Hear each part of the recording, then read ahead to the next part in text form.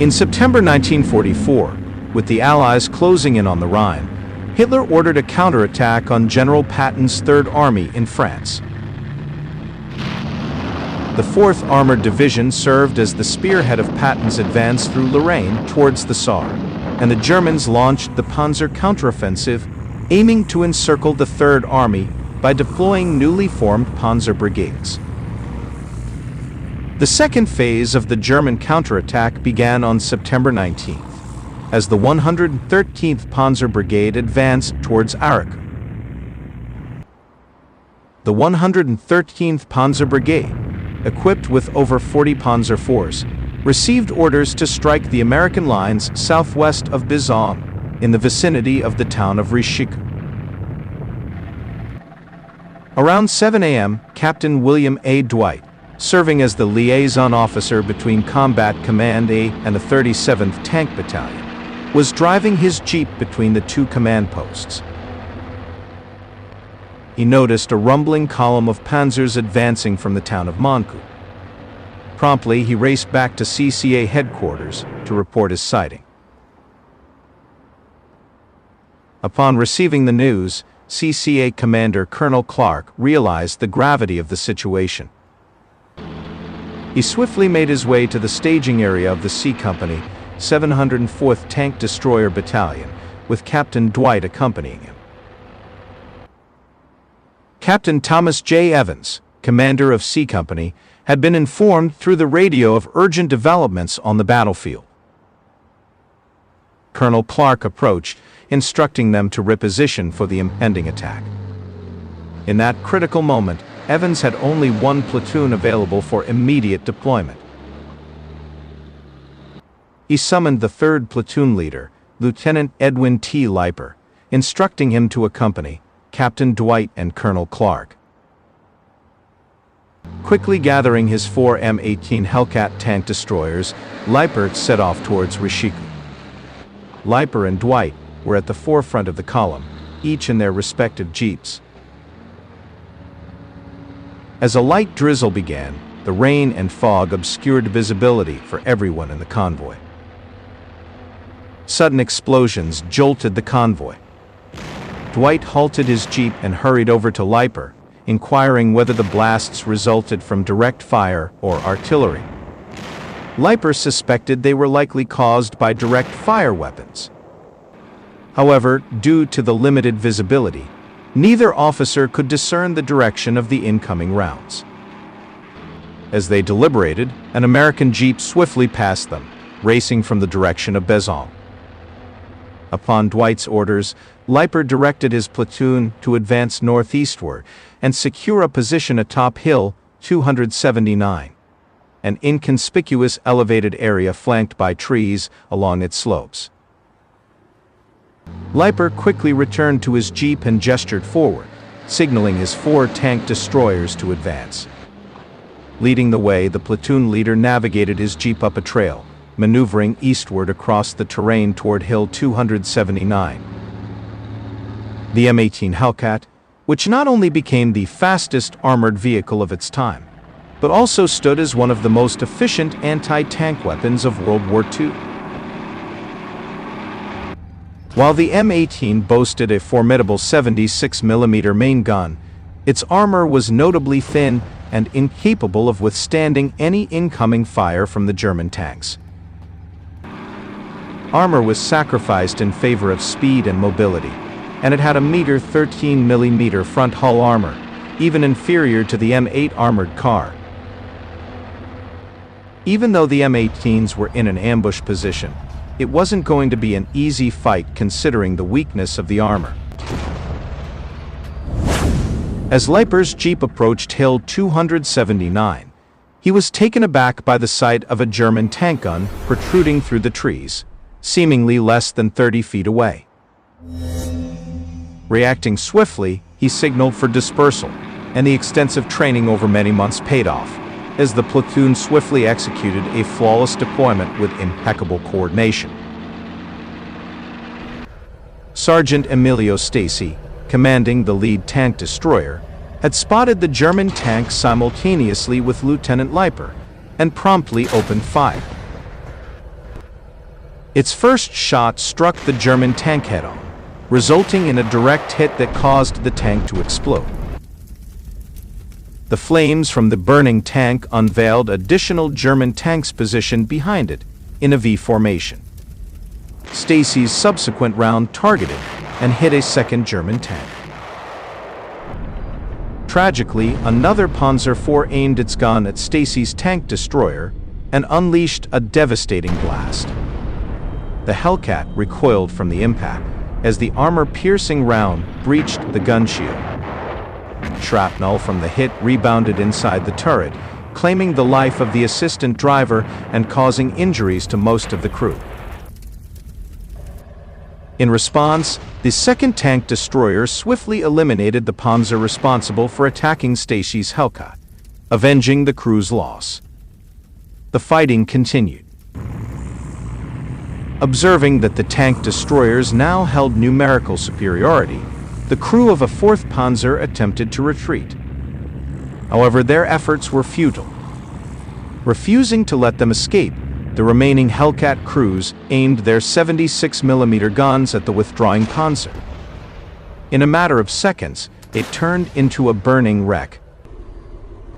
Soon after, a 5th Panzer emerged, meeting a similar fate at the hands of the 3rd Platoon. Though brief, the lieutenant recalled the short engagement, lasting only a few minutes, with the Hellcat platoon emerging victorious. By mid-morning, Leiper and his unit observed armored vehicles and infantry traversing the ridgeline stretching from the eastern perimeter of Rishiku to Bezong, directly across from their position. Initially, Leiper and Dwight presumed these tanks to be tank destroyers belonging to the other C Company platoons. The sudden arrival of a 5th and 6th tank dispelled their assumption, given that Hellcat platoons were equipped with only 4 tank destroyers each.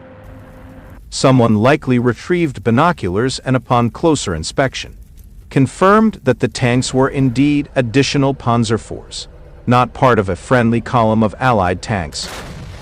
Upon sighting the enemy, the crews promptly aimed their 76mm guns at the targets. Once more, the Americans gained the advantage, firing the initial shots. The thunderous crack of the 76mm guns reverberated through the valley.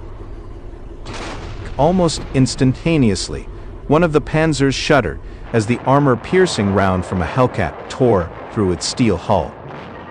Moments later, another Panzer erupted in flames.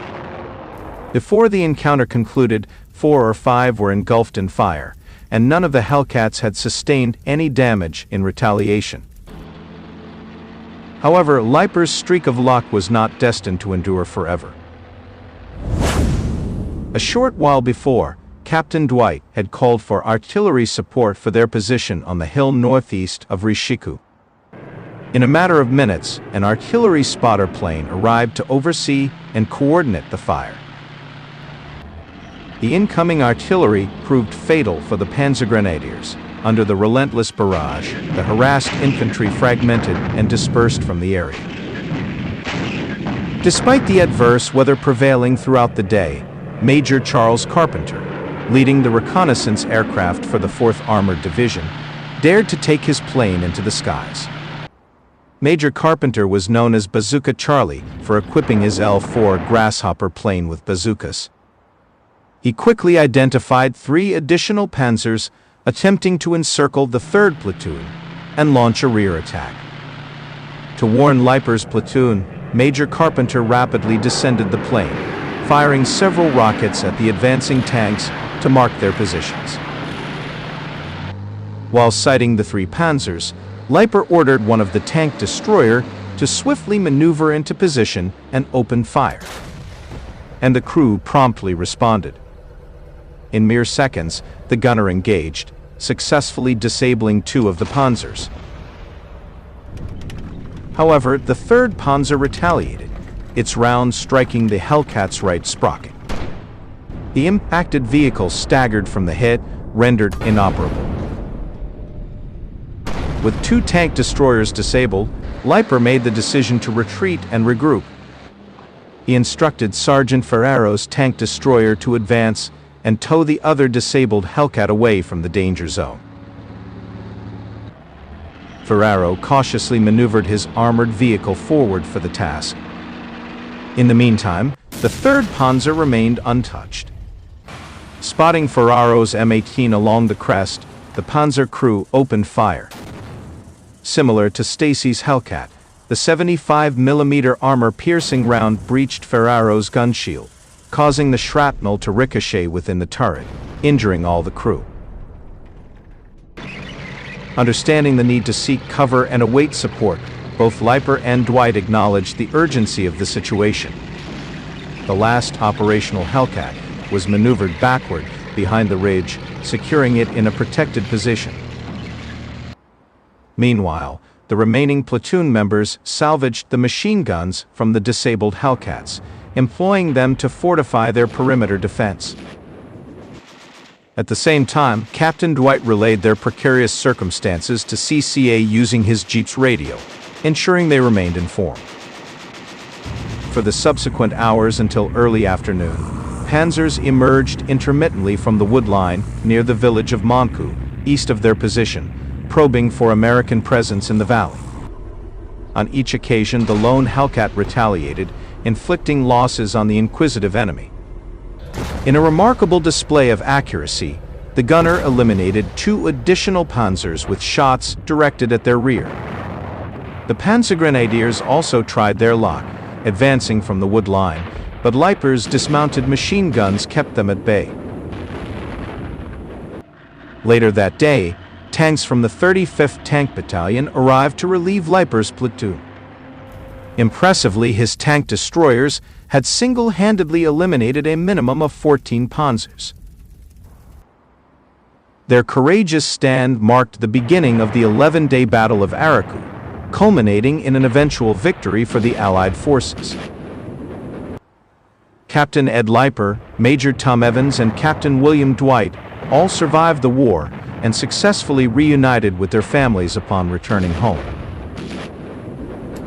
Despite being outmatched in firepower, Hellcat crews exhibited remarkable skill in destroying a significant number of enemy tanks and effectively countering German Panzer assaults whenever the opportunity arose.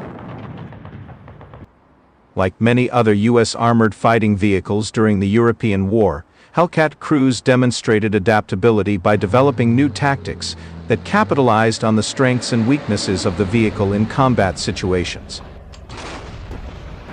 They leveraged the Hellcat's speed to swiftly position themselves for flank attacks on German tanks. This tactical maneuver during the foggy conditions demonstrated the Hellcat's ability to outmaneuver and disable superior enemy tanks.